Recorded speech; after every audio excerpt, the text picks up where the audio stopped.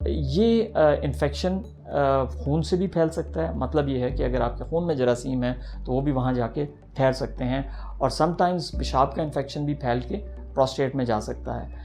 تو ایسے مریض جن میں یہ علامات ہوں, آپ اپنے ڈاکٹر صاحبان سے رابطہ کریں, خاص طور پر یورولوجسٹ سے رابطہ کریں. جس موضوع پہ میں آپ کے ساتھ ڈسکشن کرنے والا ہوں وہ ہے ایکیوٹ بیکٹیریل پروسٹیٹائٹس. پروسٹیٹ بنیادی طور پہ مردانہ غدود کو کہتے ہیں, اور یہ مردانہ غدود مثانے کے نیچے لوکیٹڈ ہوتا ہے, یعنی جو آپ کی پیشاب کی نالی ہے وہ اس پروسٹیٹ کے اندر سے گزر کے جاتی ہے.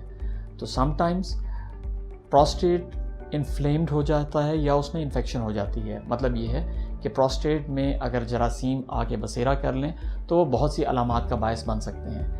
یہ جو جراثیم کا بسیرا پروسٹیٹ کے اندر ہوتا ہے اور یہ اچانک ہوتا ہے اور اس کے بہت سی علامات ہوتی ہیں, اس کو ہم انگریزی میں ایکیوٹ بیکٹیریل پروسٹیٹائٹس بھی کہتے ہیں. اس کی بہت سی علامات کے ساتھ مریض ہمارے پاس آ سکتا ہے, جس میں پیشاب کا رک رک کے آنا, پیشاب میں جلن ہونا, پیشاب کا بار بار آنا, اور سم ٹائمز اگر وہ انفیکشن جسم میں اور جگہ پھیل جائے تو اس میں مریض کو بخار اور سردی لگنا, یہ بھی ایک کچھ علامات ہو سکتی ہیں. جب ایک مریض ہمارے پاس آتا ہے اور وہ ان تمام علامات کی شکایت کرتا ہے تو ہم اس کے بہت سے ٹیسٹ بھی کرواتے ہیں اور اس کی ایک ڈیٹیلڈ ہسٹری اس سے پہلے لیتے ہیں اور اس کا فزیکلی ایگزامینیشن بھی کرتے ہیں. جو فزیکل ایگزام ہے اس میں ہم عام طور پہ بڑے پیشاب کی نالی میں انگلی ڈال کے پروسٹیٹ کو چیک کرتے ہیں, اور عام طور پہ اس کنڈیشن میں جو میں نے ابھی آپ کو بتائی, اس میں مریض کا جو پروسٹیٹ ہوتا ہے وہ بہت زیادہ دکھتا ہے, اور اگر ہم اس پہ جب انگلی رکھتے ہیں تو مریض کو بہت تکلیف محسوس ہوتی ہے. اس کے لیے مزید جو ہم ٹیسٹ کرواتے ہیں وہ یورین کا ٹیسٹ ہے, یورین کا آری ہے, اور اس میں کلچر بھی کروایا جاتا ہے تاکہ ہمیں کچھ اس میں تشخیص میں مدد مل سکے. اس کے علاوہ الٹرا ساؤنڈ ایک بہت اچھا ٹیسٹ ہے جو ہمیں یہ بتا سکتا ہے کہ اس پروسٹیٹ کی حالت اور اس پروسٹیٹ کی کنڈیشن کیسی ہے.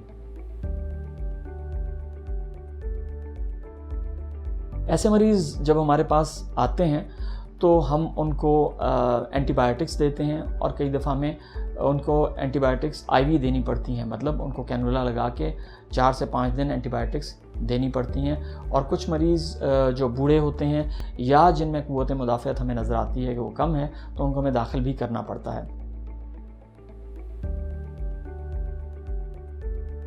یہ انفیکشن خون سے بھی پھیل سکتا ہے. مطلب یہ ہے کہ اگر آپ کے خون میں جراثیم ہے تو وہ بھی وہاں جا کے ٹھہر سکتے ہیں, اور سم ٹائمز پیشاب کا انفیکشن بھی پھیل کے پروسٹیٹ میں جا سکتا ہے.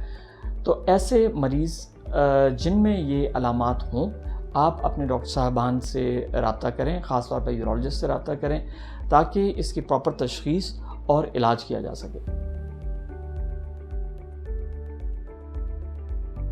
ایکیوٹ بیکٹیریل پروسٹیٹائٹس پروسٹیٹ میں اور بھی طرح کے انفیکشنز ہوتے ہیں, اور یہ ان کا 10% کاز کرتا ہے. مطلب یہ ہے کہ پروسٹیٹ کے جو باقی انفیکشنز ہیں وہ تقریباً یا انفلیمیشنز ہیں وہ تقریباً 90% ہوتے ہیں, اور جو بیکٹیریل پروسٹیٹائٹس ہے جو بیکٹیریا کی وجہ سے خالصتاً ہوتا ہے وہ 10% ہوتا ہے.